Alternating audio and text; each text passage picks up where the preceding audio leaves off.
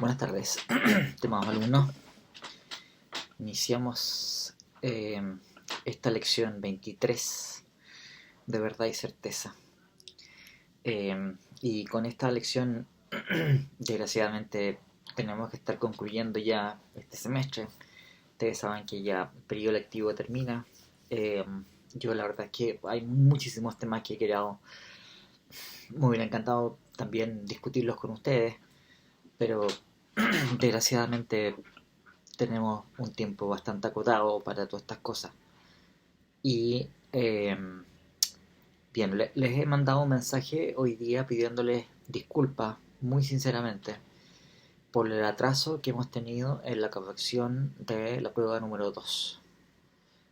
No puedo entrar en los detalles de las razones por las cuales se han producido, han sido distintos motivos que tienen que ver con el tipo de exigencias que existen a fin de semestre, a las cuales están sometidos ustedes, estoy sometido yo, están sometidos los ayudantes, y todo esto ha hecho que el asunto fuera muchísimo más lento de lo que hubiese yo querido y lo que los ayudantes también hubiesen querido.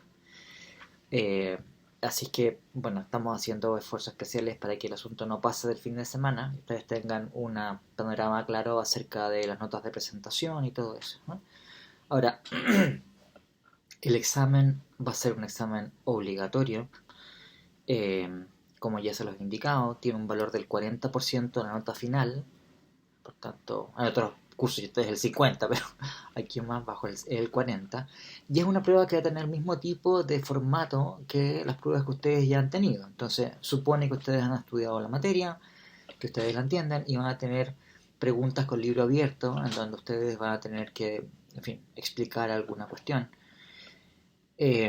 No se confíen, por supuesto, en que al mismo momento van a comenzar a poder revisar apuntes y mirar libros y qué sé yo, y eso va a ser suficiente, porque no va a ser así. Eh, Entran las lecturas asociadas a la unidad 3, porque bien, lo que hemos podido hacer en este momento, en este rato, ha sido estar considerando fundamentalmente cosas acerca de filosofía de la ciencia. No como yo hubiese querido, desgraciadamente, pero ese tipo de cosas. Más lo que ya hemos explicado en clase, que tiene que ver con lo último que eh, lo último dentro de la prueba número 2 tenía que ver con teorías fundacionalistas de la justificación, así que vamos a partir con teorías coherentistas y adivinadamente.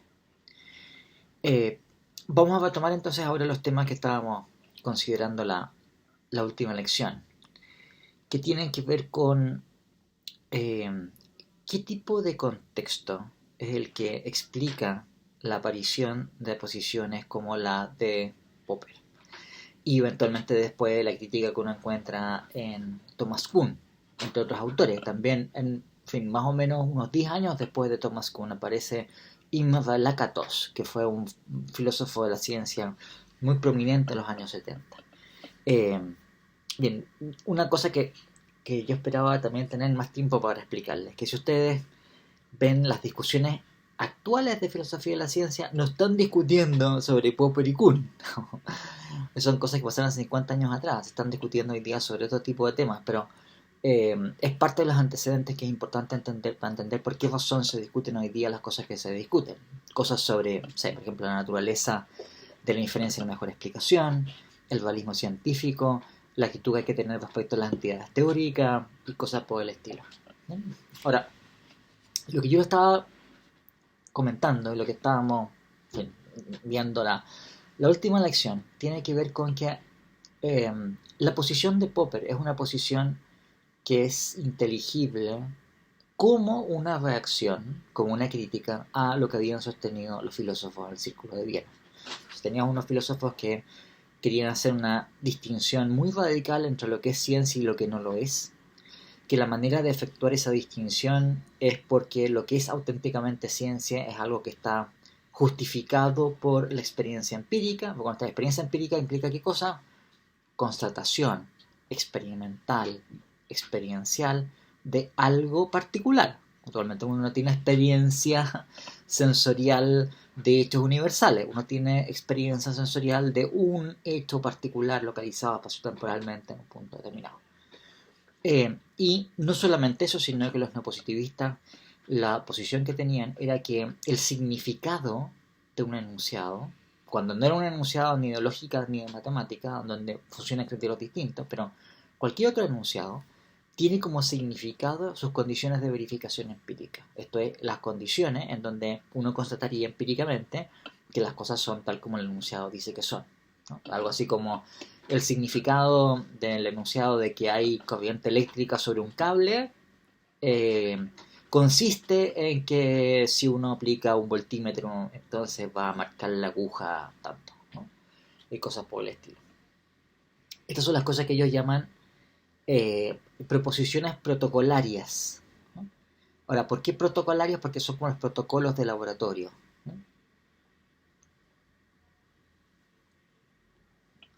O sea, es fundamental para que este programa filosófico del círculo de Viena funcione que se tenga una respuesta razonable al problema de la inducción. Esto es el problema de cómo es que nosotros podemos obtener información acerca de lo que sucede universalmente y de manera necesaria a partir de un conjunto de datos particulares. Y me parece que estuvimos dedicándole bastante tiempo la lección pasada a explicarles por qué razón esto es tan urgente.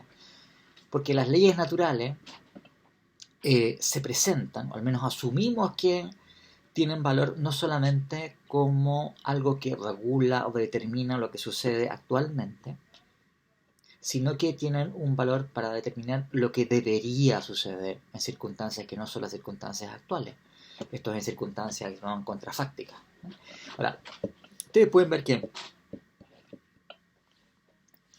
nosotros no tenemos cómo constatar empíricamente lo que sucede en circunstancias contrafácticas. Entonces, ¿qué es lo que nos justificaría a nosotros para postular ese tipo de enunciados que están presentando leyes naturales, ¿no? La posición de Popper, entonces, es una salida a este problema. Una salida bastante radical, si ustedes quieren. Que es decir, mira, el problema de la inducción no tiene solución. Así de simple, ¿no? O sea, si ustedes quieren ver qué diferencia hay entre la posición de Popper o los neopositivistas y la posición que tiene un filósofo de la ciencia contemporáneo, muchos de ellos, es que muchos filósofos contemporáneos de la ciencia lo que dicen es, no, el problema de la inducción sí tiene una solución. Nosotros sí tenemos conocimiento de hechos universales a partir de evidencia particular. Y lo hacemos, por ejemplo, mediante inferencias a la mejor explicación. Claro, los herederos, si ustedes quieren, del punto de vista de los no positivistas hoy día, que no son no positivistas, porque no están diciendo que el significado de un enunciado son sus condiciones de verificación, son filósofos que se denominan empiristas constructivos, ¿sí? Del que el representante más célebre es un señor que se llama Bas van Fraassen, ¿sí? Y claro, lo que ellos sostienen es que no podemos confiar en la inferencia de la mejor explicación. O sea, ese es el debate que se ahora, pero no en los términos que estaban viendo los no positivistas, ni tampoco la posición que presenta Popper. Bueno, la posición que presenta Popper es que el problema de la inducción no tiene solución. Nosotros nunca estamos en condiciones de justificar un enunciado universal a partir de conjuntos de evidencias particulares. Por tanto, si nosotros queremos entender por qué razón la ciencia está justificada y cómo distinguir lo que es científico de lo que no es científico, no podemos apelar a la inducción. ¿Sí? O sea, la idea entonces es la siguiente, que lo que permite, lo que hace factible eh, demarcar la ciencia de lo que aparenta serlo, o de la pseudociencia, es que la pseudociencia consta de enunciados que no pueden ser refutados o falseados por la experiencia. O sea, el enganche de las teorías a la empiria, lo que se muestra por la experiencia, no se efectúa tal como pensaban los neopositivistas porque esos enunciados empíricos se justifican por la experiencia. O sea, no solamente los neopositivistas lo pensaban así, Aristóteles lo pensaba así, en toda la tradición posterior, ¿no? Sino que el engarce o el enganche empírico de una teoría con lo que muestra la experiencia es que esa experiencia puede mostrarse contradictoria con lo que dice la teoría. O sea, la teoría predice que si yo miro por el telescopio en tal posición del cielo a tal hora de la noche voy a ver tal cuerpo celeste. Yo lo hago y no hay un cuerpo celeste. Bueno, eso es una refutación. La teoría predice que las apariencias observacionales van a tener cierto carácter. Y cuando constatamos, hacemos el experimento, vemos que no son así. Popper relata que le impresionó a él muchísimo algo que vio que sostenía Einstein a propósito de un experimento que fue bastante importante para convencer a la comunidad científica de la teoría de la relatividad general. Según ustedes saben, la relatividad de la relatividad general predice que las señales luminosas se curvan por efecto de la masa. Así como, bueno, la masa produce una deformación en el espacio-tiempo. Entonces, por decirlo así, las líneas más cortas entre dos puntos, ¿no? Son líneas que tienen cierta curvatura. ¿De acuerdo? Es como si tuvieras un espacio, por decirlo así, juzgado y uno quiere llegar del punto más cercano de un punto a otro, no es simplemente una línea recta porque la superficie no es recta, tiene que ser dando vueltas, subiendo montañas y no sé qué. Bueno, o sea, la relatividad general lo que sostiene es que el espacio-tiempo, el continuo espacio-temporal, tiene ciertas curvaturas, por supuesto pensando que ese continuo espacio-temporal es un continuo tetradimensional, ¿no es cierto? O sea, son geometrías no euclidianas, aquello de lo cual estamos hablando. Y la luz tiene una deformación. Entonces, no me acuerdo qué año fue, pero los años 20, no sé, me acuerdo si es el 1920 por ahí. Se hace un experimento en donde hay un eclipse solar total. Entonces se observa si acaso la luz ha tenido una deformación. Y se encontró la deformación. O sea que la luz efectivamente parecía corrida. Una estrella que se encontraría exactamente en un punto en el cielo se ve en cierto punto diferente. Y esa diferencia tiene que ver con que los rayos de luz que vienen de esa estrella han sufrido una deformación por efecto de la gravitación. Bueno, entonces, eh, lo que impresionó a Popper era que Einstein decía, bueno, si este experimento no funciona, mi teoría es falsa. Eh, y funcionó el experimento. Bien. Entonces dice Popper, eso es lo propio de una actitud científica. La actitud científica es la persona que tiene una teoría, una explicación, pero que está consciente de que si los hechos no concuerdan con la teoría, entonces la teoría tiene que ser reemplazada, tiene que ser desechada por otra o eliminada. Bien, tendremos que buscar otra cosa. Y lo propio de la actividad científica es esa actitud crítica, en donde uno está abierto a atender evidencia que va contra lo que uno pensaba originalmente, ¿no? La ciencia progresa porque nosotros tenemos esa actitud crítica de estar abiertos a potenciales falseadores o refutadores de las teorías que estimamos mejor justificadas.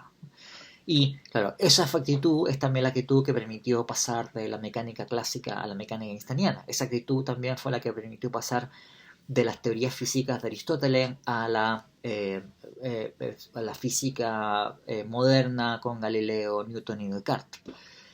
Sí. La idea matriz de Popper es que las teorías científicas auténticas, lo que es realmente ciencia, es aquello que se encuentra, por tanto, abierto a ser refutado por la experiencia. Es aquello que requiere ser testeado, puesto a prueba, y esas pruebas pueden ser pruebas que vayan contra la teoría. Cuando una teoría ha sido sometida a una multitud de pruebas por un largo tiempo, pruebas exigentes, en donde hemos estado tratando a ver si es cierto esto, a ver si encontramos que una falla, ¿no? Y no tiene falla, entonces la teoría, provisionalmente, porque esto nunca es definitivo, vamos a asumir que está corroborada por la experiencia. Esa expresión corroborada, entonces, es lo que indica el carácter de una teoría que ha sido sometida a pruebas y aguantado, ¿no? Lo cual no es garantía de que en el futuro nos puedan aparecer otra circunstancia en donde sometamos nuevamente a la prueba de teoría y no funcione, ¿no?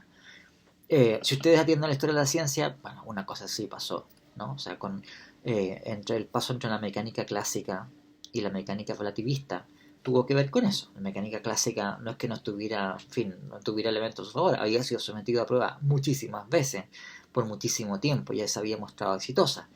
Pero cuando se trataba de considerar una cosa especialmente limitada, que era la velocidad de la luz, en un sentido que era paralelo al movimiento de la Tierra y longitudinal al movimiento de la Tierra, debería encontrarse una pequeña diferencia y no se encontró.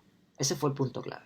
Un experimento que se llama el experimento de Michelson y Morley, dos americanos, que con interferómetro estaban midiendo esto, diciendo, bueno, vamos a hacer un dispositivo y se supone que la mecánica clásica indica que la velocidad de la luz, cuando un rayo de luz disparado al mismo sentido que se está moviendo la Tierra, tiene que tener una velocidad mayor que aquel que se mueve, que se tira en un sentido que es perpendicular a la velocidad, al movimiento de la Tierra, ¿no? Bueno, porque se suman los dos movimientos, ¿bien? Y no lo encontraron. Así que a lo mejor nos equivocamos. Lo hicieron de nuevo. No encontraron ninguna diferencia. Y lo volvieron a hacer. No hubo ninguna diferencia. Entonces, eso pasó a fines del siglo XIX. El experimento es de 1888. Y una serie de explicaciones muy locas sobre el tema. Hasta que Einstein dijo, no, en realidad esta cuestión es que lo que indica es que hay un tema mucho más profundo en esta cuestión. Y eso motivó la aparición de la relatividad especial. No sé, para Popper eso es lo propio de la actitud científica. ¿Bien? Y lo que permite distinguir la ciencia de lo que no es ciencia tiene que ver con por decirlo así, estar abierto a aquello que nos puede refutar. Por el contrario, una teoría cuenta como una falsa ciencia, una pseudociencia, cuando está, por decirlo así, blindada. O sea, que es una teoría que está propuesta de tal manera que no importa lo que nos vaya a mostrar la experiencia, la teoría siempre va a salir a salvo. Entonces, una teoría que uno postula y que ningún tipo de evidencia en contra va a refutarla.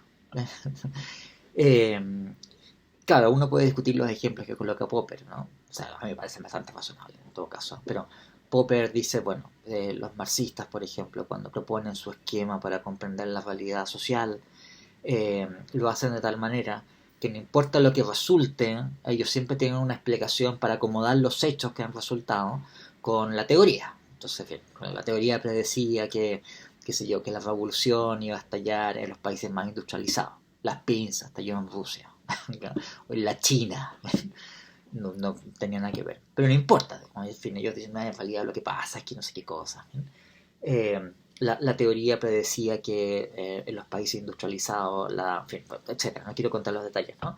Y también otro ejemplo que coloca es el ejemplo del psicoanálisis freudiano, en donde los fenómenos psíquicos se explican porque hay ciertas pulsiones primitivas psicológicas que tenemos, que es básicamente la libido, y que esas pulsiones se ven de alguna manera restringidas, y en esa manera en que se restringen esas pulsiones generan entonces formas en que, pues si se escapan o aparecen o son transformadas.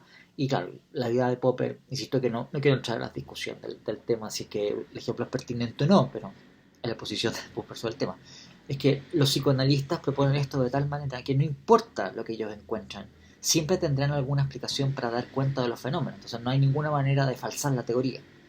Eh, y sí, así, es que bueno, la teoría realmente no es una teoría científica, es otra cosa, ¿no? Eh, de hecho, Popper, claro, si ustedes ven los escritos de Popper del año 34, en la lógica de la investigación científica, él seguía usando, por ejemplo, esta terminología que era propia de los neopositivistas, de hablar de metafísica como de algo sin sentido. Por eso es el sinónimo de sin sentido, ¿no? Esta cuestión es metafísica porque no tiene sentido. Eh, pero a lo largo del tiempo, Popper cambió su opinión y dijo, no, bueno, en realidad la metafísica la vamos a conducir igual como conducimos cualquier cosa, una metafísica falible en donde uno propone explicaciones generales sobre la estructura de gran escala del universo y de nuestro puesto en él, que puede mostrarse falso eventualmente por evidencia ulterior. Y de hecho propone una serie de teorías metafísicas. Hay un libro que ustedes pueden tal vez haber escuchado, que se llama El Yo y su Cerebro, que fue escrito por Popper y por John Eccles, en donde tiene una cierta teoría acerca de fin, la conformación del mundo. No, para perfecto, nos interesa. Ok, entonces usted tiene una cierta imagen acerca de cómo funciona la ciencia que proviene de Popper, ¿no?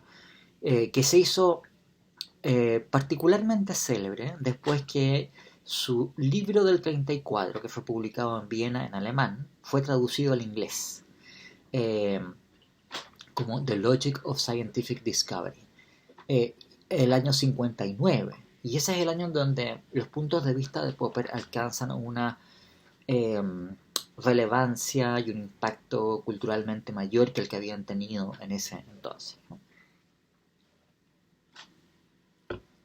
Popper era un tipo que fue famoso por un montón de cosas, digamos, ¿no? Entonces, no me extrañaría que ustedes también lo escuchen, porque Popper es un filósofo que se hizo famoso en un periodo en que era muy popular, por ejemplo, posiciones muy de izquierda entre los intelectuales europeos. Entonces él defendía una sociedad libre, capitalista, y qué sé yo. Entonces van a encontrar muchas cosas de Popper también en temas de filosofía política y de cosas por el estilo.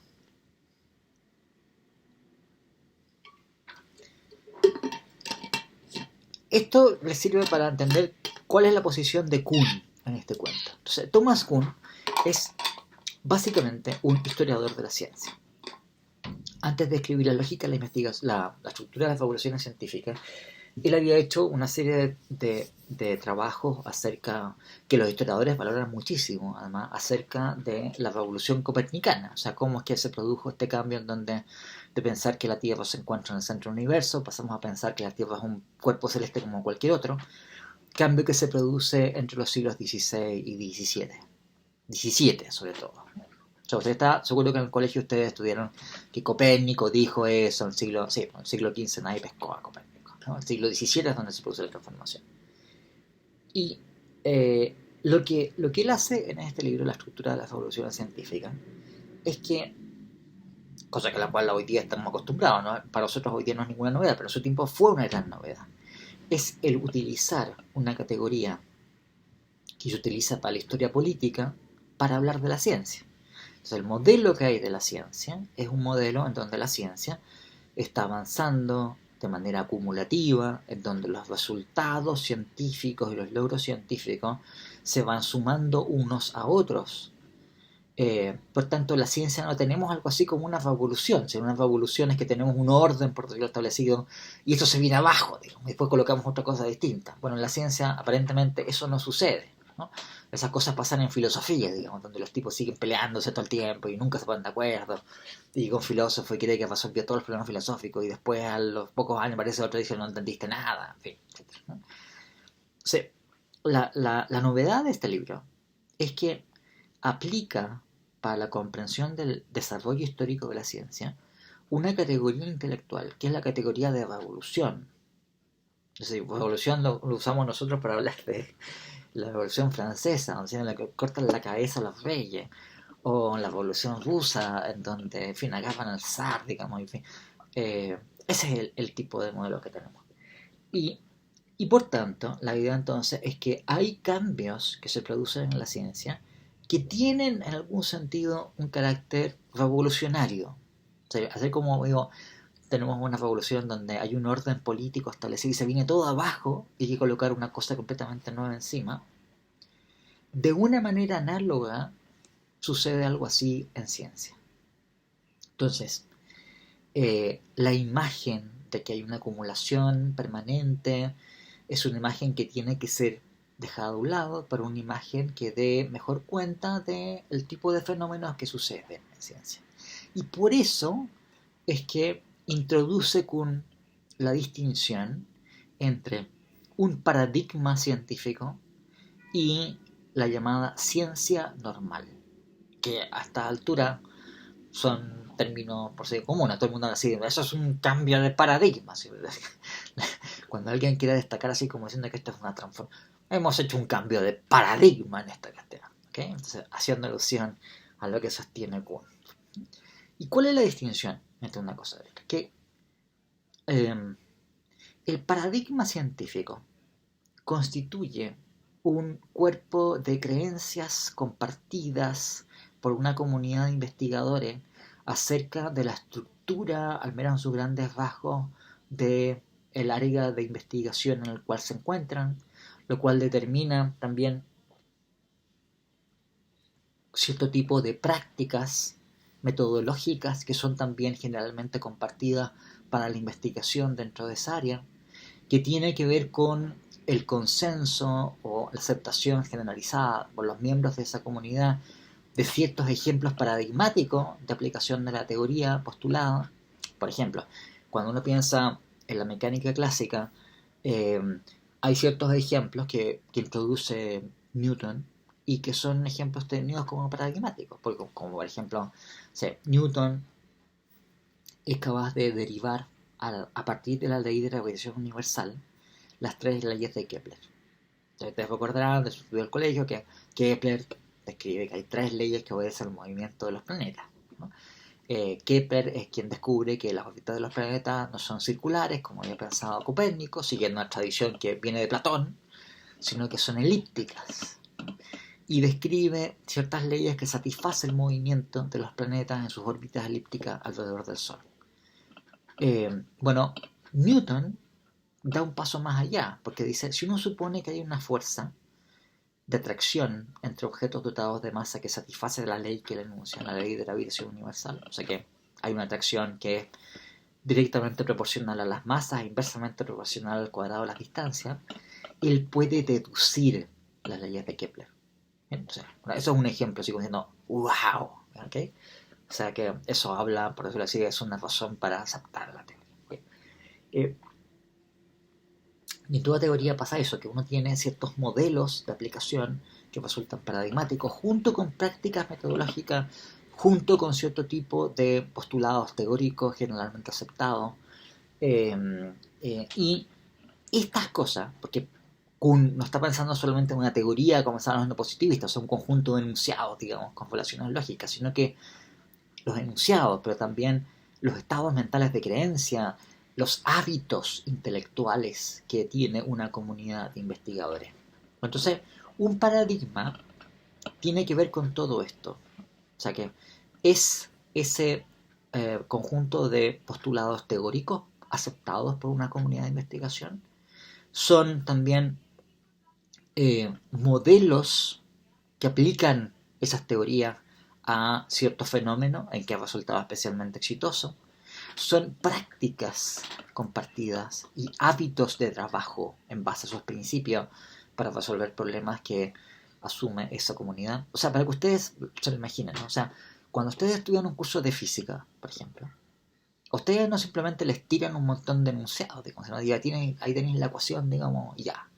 Sino que ustedes les va bien, o sea, son capaces de absorber bien un curso de física porque ustedes son capaces de resolver problemas en virtud de esos principios, ¿verdad? Y se entiende que alguien, en fin, conoce física cuando tiene cierta capacidad y muestra cierta capacidad para ser capaz de pensar los problemas o las cuestiones que se presentan de acuerdo a esos principios. ¿Okay? Bueno, entonces cuando Kuhn está pensando en un paradigma, está pensando, por eso así, no como solamente como lo piensan los neopositivistas y Popper, sino que en este sentido más amplio, en donde la posesión de la ciencia o la ciencia como realidad social tiene que ver no solamente con enunciados teóricos, sino que también con una forma de pensar y de enfocar los problemas. Cosa que a todo esto está en Aristóteles. O sea, no es ninguna novedad. En Aristóteles hay algo de eso también. Bien, entonces tenemos un paradigma compartido. Y la actividad de los científicos, normalmente, o sea, pues así, en fin, científicos, hay millones de científicos en el mundo. Alguien me contaba que en Estados Unidos, cuando tienen la cantidad de investigadores activos en Estados Unidos son como 2 millones. En Chile son como, no sé, como 3.000. Bien, o sea, a veces para que hagan una idea, digamos, ¿no? O sea, por esas razones es más probable que a alguien se le ocurra una cosa genial allá que acá, simplemente porque son 2 millones, nosotros somos 2.000. ¿Sí? Y bien, entonces la actividad normal que realizan los científicos, la gran mayoría de los científicos, es que no son Einstein, ¿verdad? No es el tipo que se lo que fue una cuestión genial, que cambió completamente toda la perspectiva sobre... No, lo que hace él es una cuestión mucho más sencilla, digamos, mucho más humilde. Es un experimento en una cuestión acotada, en que presupone un montón de cosas, hace una pequeña contribución, una contribución suficiente que sus colegas estiman que vale la pena que salga publicada como un reporte de resultados en una revista científica que van a leer los otros colegas y que eventualmente va a servir para alguna cuestión. A lo mejor no sirve para nada, digamos, pero bueno, eventualmente va a servir para una cuestión. Eso es lo que Kuhn denomina ciencia normal. No es la ciencia en donde uno cambia un paradigma, ¿verdad? Sacamos, tiramos por abajo un paradigma y colocamos otro, sino que es una actividad mucho más humilde de articular el paradigma. Por ejemplo, Kuhn da como ejemplo, por ejemplo, la determinación del valor de constantes universales. ¿Okay? O sea, no estamos cambiando la ecuación. Simplemente la ecuación tiene hay una constante g, por ejemplo, y la idea es exactamente cuál es el valor de la constante g. Y para eso tenemos que refinar nuestras técnicas experimentales. O puede darse también el caso de que haya un tipo de fenómeno en donde no entendemos bien cómo es que la teoría predice lo que sucede en ese fenómeno. Tenemos que entender mejor cómo funciona el fenómeno para que entendamos cómo la teoría se aplica a ello. Y eso también ha sucedido. Entonces, en la mecánica clásica, por ejemplo, eh, por mucho tiempo hubo graves problemas para entender cómo las órbitas de los planetas, el sistema solar, obedecían la ley de gravitación universal de Newton. Y habían aparentes contraejemplos a la ley de gravitación universal de Newton. Por ejemplo, la Luna, la Tierra, generó un montón de problemas.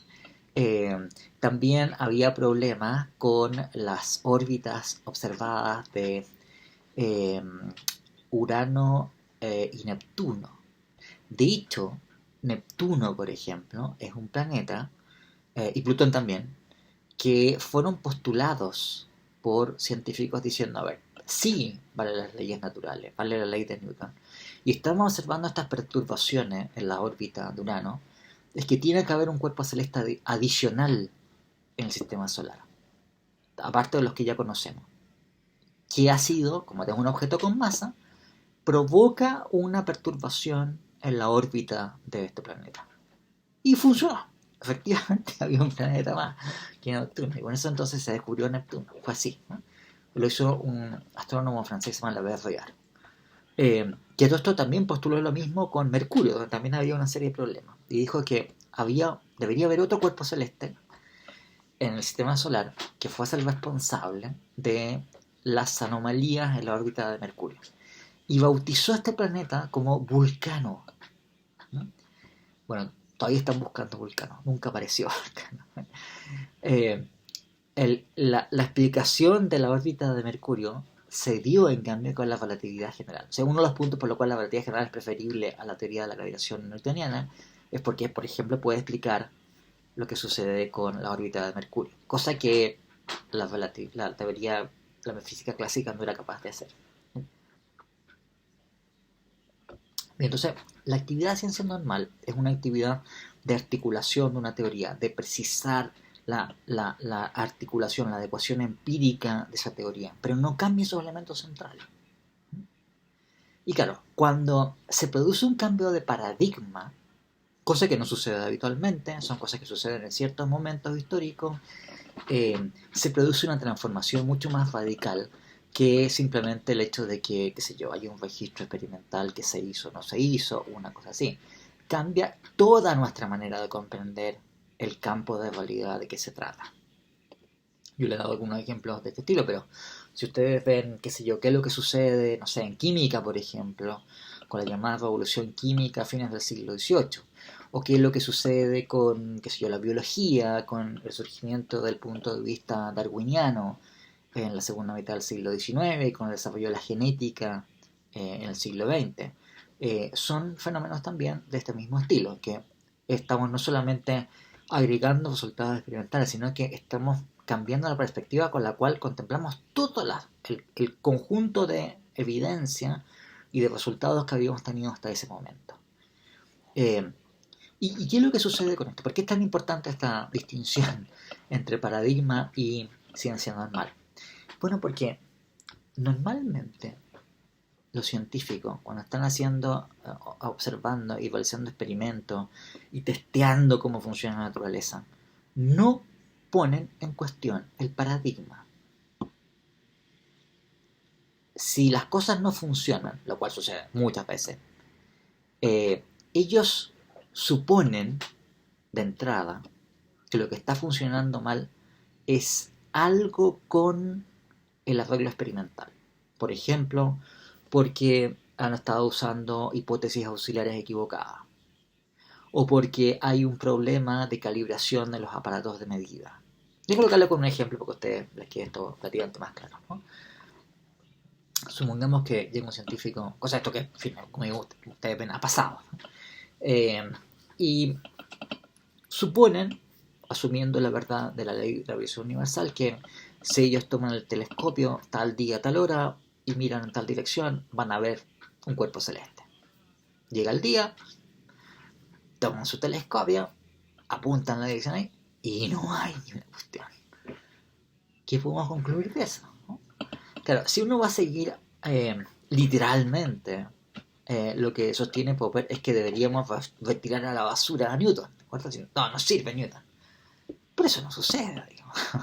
O sea, a un astrónomo que le sucedió una cosa así, lo último que se le pasa por la cabeza es tirar a la basura a Newton, ¿no? Después de todo, hay un montón de casos donde sí ha funcionado Newton. No puede ser que Newton sea una tontería, digamos, ¿no? Mucho más probable es que para aquí el problema tuvo que ver con otra cosa. Por ejemplo, eh, cuando uno hace un cálculo de ese estilo, diciendo el planeta se va a encontrar ahí, uno no solamente depende de la ley de gravitación universal, uno también depende de eso que se llaman hipótesis auxiliares, hipótesis del tipo, bueno, ¿cuál es la masa de ese planeta? ¿A qué distancia está? ¿Cuál es la masa de la Tierra? O sea, ¿cuál es la masa del Sol? No sé, etcétera, ¿no? Y todos estos son datos empíricos los cuales pueden haber afuera. A lo mejor calculamos mal la masa del planeta. A lo mejor estamos estimando mal la distancia. Y si son objetos muy lejanos, todos estos cálculos dependen de aplicación de aparatos de medida donde puede haber un montón de errores. A lo mejor está mal puesto el telescopio. Eso, o sea, esto que les digo a ustedes puede parecer ser ridículo. Dijo, no es nada de ridículo, ¿no? Eh, Hace unos años atrás salió en la prensa, eso salió varias veces, ¿no? La noticia de que se ha descubierto un contraejemplo a la relatividad especial de Einstein, que sostiene que la velocidad de la luz es constante y que no hay ningún objeto que pueda moverse más allá de la velocidad de la luz. Entonces, no, hemos tenido resultados experimentales de un objeto que se mueve más rápido que la velocidad de la luz. Cosa que digo, si eso pasase, bueno, eso significa que Einstein hay que tirarlo a la basura. Y salió en la prensa, ¿no? Al poco tiempo salió en la prensa diciendo, perdón, en realidad no había ni un contraejemplo, es que había un cable suelto. Había un cable suelto en el dispositivo experimental. Y como había un cable suelto, entonces las lecturas que recibieron tenían una pequeña diferencia y que hacía que cuando son cosas tan finas te genera una deformación. Hasta hace poco tiempo estaban discutiendo que a lo mejor tenían unos resultados experimentales que no sabían todavía bien a qué hacer, si es que se trata de algún tipo de partícula exótica de materia oscura, o tiene que ver con unas propiedades desconocidas de los neutrinos, o que había no sé qué contaminación en la batería. No, no se sabe. Bueno, puede ser una contaminación en el aparato de medida. Y en la medida en que la investigación científica depende de, como digo, dispositivos experimentales muy complejos, las posibilidades de error también se multiplican. Por eso hay que necesitar chequear y chequear y hacer experimentos una y otra vez para ir eliminando esas posibilidades de error. Entonces, cuando ustedes se encuentran con un resultado que no se adecua a lo que indica la teoría, lo que hace un científico normalmente es que vuelva a chequear todo, digamos, ¿no? O sea, estoy usando bien las hipótesis auxiliares, dónde puede haber habido un error, hagamos, en fin, chequeemos que está la cuestión bien, no sé, que el telescopio está bien hecho, digamos, que los lentes están bien hechos, ¿está? Porque otras cosas un telescopio depende de óptica, de teoría óptica, y a lo mejor el tipo que hizo el lente lo hizo mal, ¿de acuerdo? Eh, o puse yo mal la cuestión, o anda a saber, como hay mil cosas que pueden estar fallando. Eh, como lo dice Kuhn, eh, o sea, yo no tengo claro si ustedes, no sé, tienen cursos de química, de biología, o sea, te hacen hacer un experimento, como parte de las actividades prácticas de un curso. Bueno, no sé si ahora han hecho algo de eso, quizás nada, pero a lo mejor sale mal el experimento. Pero eso no significa que nadie piense que eso es una razón fácil, la teoría está mal, digamos, que hay que tirarla a la basura. Y generalmente la idea es que tú hiciste mal el experimento. O sea, un biólogo que llega a adquirir las aptitudes para realizar investigación experimental tiene que desarrollar una destreza que no es trivial, que depende de años de trabajo y que la puede hacer mal, digamos. En donde no va a obtener ninguna cosa significativa porque no sabe aplicar adecuadamente las técnicas de experimentación. Entonces, la falla en el experimento, en estos casos, se atribuye, en primer lugar, a una falla del científico. No es una falla de la teoría, es la falla del científico. Lo cual, ustedes se dan cuenta, tiene una distancia enorme con lo que está diciendo Popper, digamos. Lo que dice Popper es que hay un contraejemplo, listo, se acabó la teoría. Lo que estoy diciendo aquí es que, mira, no, cuando tenemos esto que llamamos un paradigma, que es una teoría generalmente aceptada, que tiene consecuencias para nuestras prácticas metodológicas, que tiene que ver con modelos que estimamos que están bien justificados, etc. No es cualquier cosa aquella que vamos a admitir como un contraejemplo, una refutación de la teoría.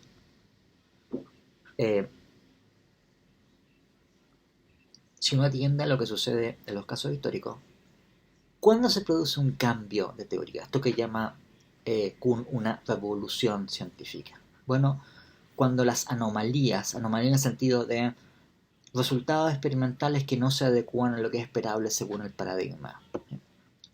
¿Cuándo sucede esto?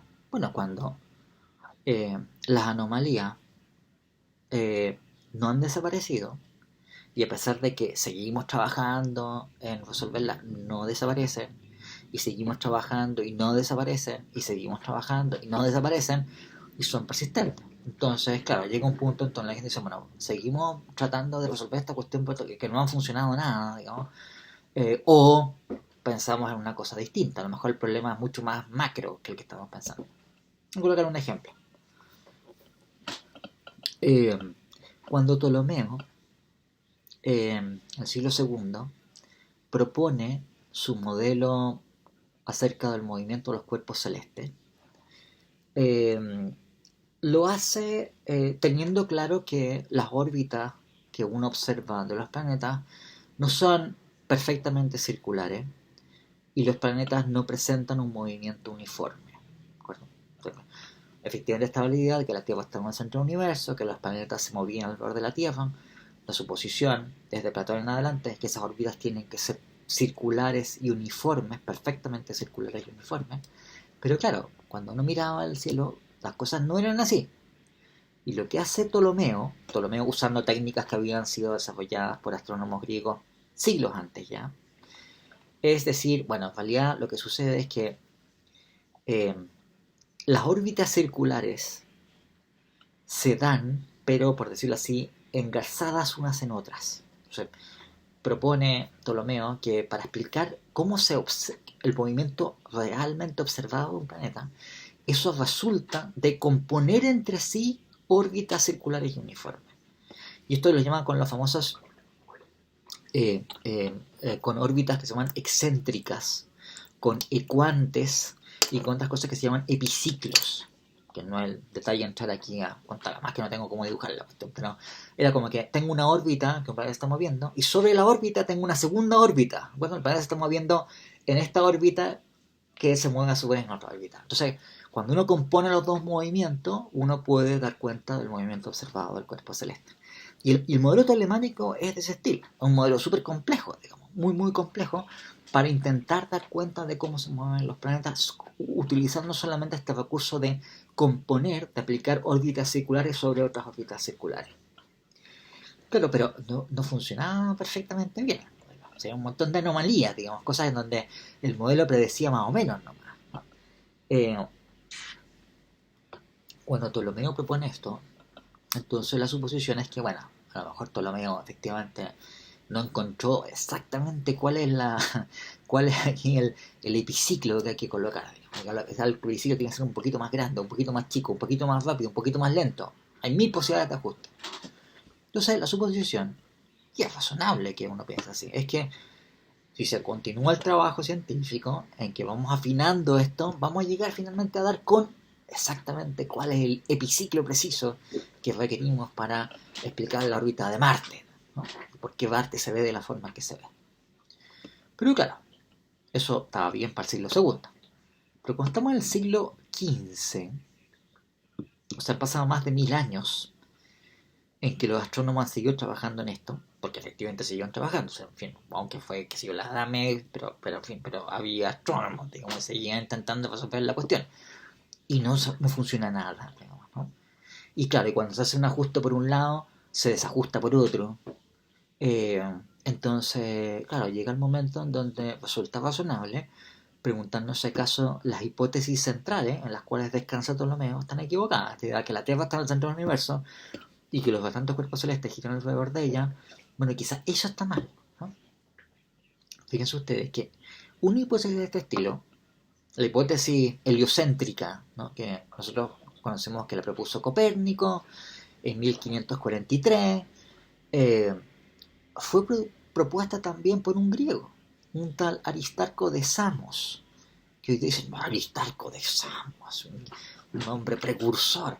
Claro, pero nadie pescó a Aristarco de Samos, ¿no? Ahora, porque eran todos imbéciles. Esto, oye, todos así. No eran nada imbéciles.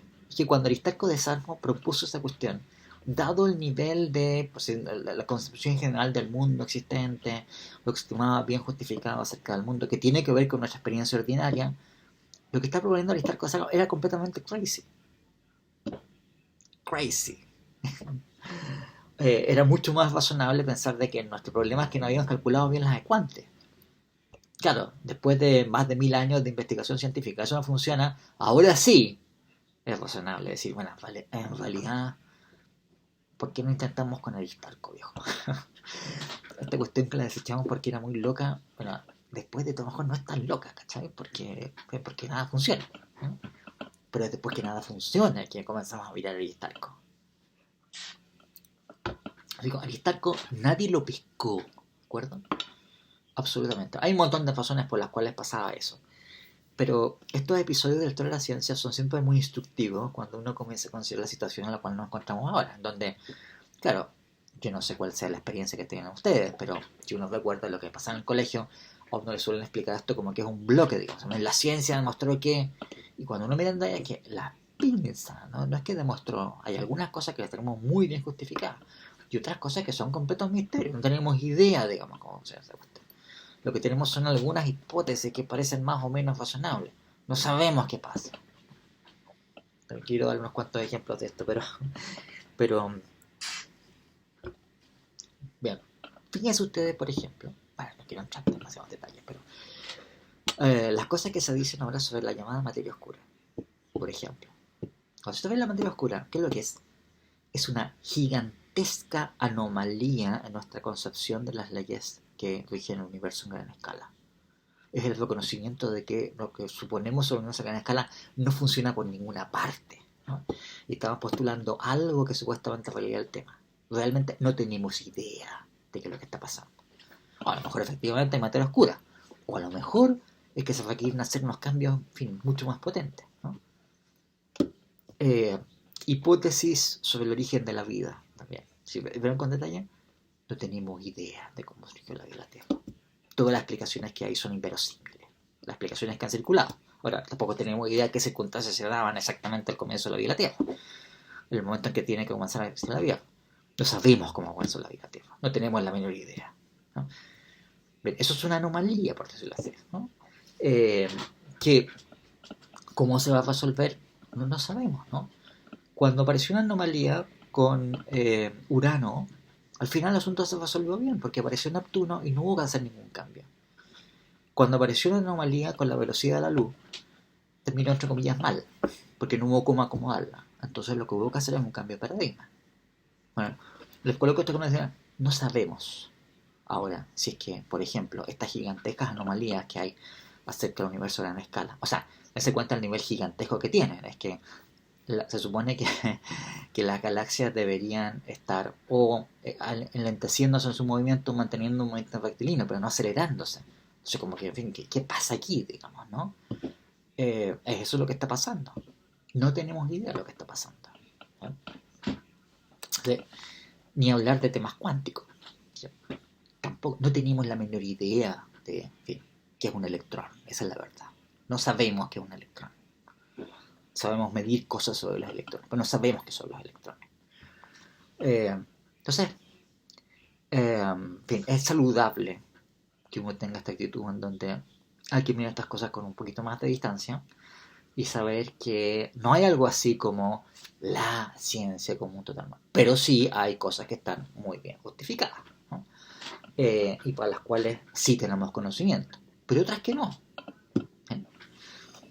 ¿Eh? Bien, entonces, volviendo a temas de Kuhn, la idea es que solamente cuando hay fracasos reiterados, anomalías persistentes en un paradigma científico, es que los científicos comienzan a pensar por una alternativa. Y otra cosa importante que acota Kuhn es que los científicos no abandonan un paradigma a menos que tengan otro. O sea, no es que sean, ya bien, Newton a la basura, bien, pero ¿y qué teoría general tenemos del mundo? No, no hay ninguna. Eso nunca sucede. Por mala que sea, o sea, por más que se den cuenta que el modelo que tienen está lleno de agujeros, si es lo único que tienen, es lo único que tenemos. ¿De y por el momento seguimos con esto, mientras no aparezca. Cuando aparece algo mejor, y que en general además es capaz de explicar los éxitos del modelo más antiguo, entonces ahí aceptamos el nuevo modelo. Pero no tiramos hasta la basura, eso es como dejar de ser científico simplemente, ¿no? Es como decimos, no, en fin, no tenemos idea de nada y por tanto me voy para mi casa, digamos, y me dedico, no sé, digamos, ¿no? A cultivar lechuga en vez de ser científico. Si soy científico, sigo manteniendo mi confianza en un paradigma por más que me dé cuenta que tiene un montón de limitaciones. Cuando aparece un paradigma nuevo, entonces los científicos adhieren al nuevo paradigma. Otra cosa que también acota, que son históricas, es que esos cambios de un paradigma a otro, además, no es que llegue un tipo, propone una cuestión y dicen, oh, bestial, genial, fantástico, ahora vamos a aceptar todo esto para... No, estos son procesos que pueden durar siglos, ¿no? O sea, entre que Copérnico, por ejemplo, propuso el modelo heliocéntrico y que esto fuese realmente generalmente aceptado, pasó más de un siglo. Más de un siglo. Muchas veces lo que sucede, el cambio de paradigma, no es que por ello los tipos se convirtieron, sino que científicos más jóvenes comienzan a funcionar con el nuevo paradigma y los que estaban funcionando con el antiguo, que no dejan en fin, de aceptarlo y funcionar bajo su regulación, se mueren, ¿verdad? O sea, los viejos se mueren y como los que siguen trabajando tienen el nuevo, entonces se imponen el nuevo, ¿no? No porque se convencieron los viejos, porque se murieron simplemente, ¿no? O sea, también sucede. También hay casos de pues, conversión, ¿no? Ahora, los puntos más discutibles y que han sido más asistidos de estas cosas que indica Kuhn, como digo, esto que le estoy contando ahora es razonable, ¿no? Es que Kuhn, junto con estas observaciones históricas, introduce cierto tipo de, ¿cómo llamarlo?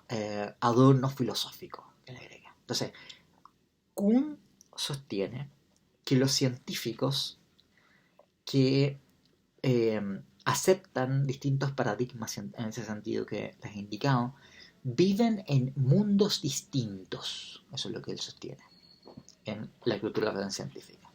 O sea, algo así como, mira, si yo acepto la física clásica y tú aceptas la física relativista, vivimos en mundos distintos. Y esto ciertamente parece un exceso, ¿no? O sea, una cosa distinta cuando diga que nuestra concepción sobre la estructura física del mundo es muy distinta, ok, pero otra cosa es que digamos que vivimos en mundos distintos. Es algo así como que el hecho de tener un paradigma determina toda la realidad. Ustedes se dan cuenta, es una forma de antirrealismo muy radical. Kuhn también sostiene, y esto también es una cosa muy criticada, que el significado de los términos que integran una teoría se transforma por el cambio de paradigma. Algo así como si tenemos el término masa, por ejemplo. El término masa significa una cosa distinta si uno defiende la física clásica o si uno defiende la física relativista. Entonces algo así como cuando están discutiendo un físico clásico y un físico relativista es imposible que se pongan de acuerdo porque no hablan el mismo lenguaje. Algo así como que uno dice, porque yo pienso que las mesas tienen cuatro patas, cola y dicen guau guau. Y yo dice, pero estúpido, ¿cómo dices una mesa? Eso es lo que hace un perro. Dice, pero ¿cómo estás diciendo eso un perro si los perros tienen cuatro patas pero sirven para apoyarse y son hechos de madera? ¿Pero qué estás diciendo? Eso es una mesa, eso no es un perro. Claro que es un perro, por supuesto que es un perro y tú te confundes. Es como una cosa así, ¿cachai? O sea, como que están cruzados, digamos, y que no hay manera de que se pongan de acuerdo. Lo cual también es completamente excesivo. Había varias razones que explicaban por qué razón Kuhn incurrió en estos excesos. Digo por explicación histórica, ¿no? Estaba muy influido por un tipo que se llama Feyerabend, con el cual eran colegas en Berkeley en la época. Feyerabend era el que andaba con estas cosas. Eh, pero bien, pero estas cosas que son, pues así, añadidos antirrealistas muy radicales que introduce Kuhn es la parte que es más discutible de su contribución. Bien, ¿qué más quieren que les diga? Desgraciadamente, estamos llegando al término. Eh, para el examen del próximo jueves va a entrar hasta lo que el que se va a explicar ahora mismo. Eh, y espero que, bueno, estoy seguro que les va a ir bien a casi todos ustedes. Y espero que aprovechen este curso. Eh, Vamos a quedar aquí entonces, estimados alumnos, y eso sería. Hasta pronto.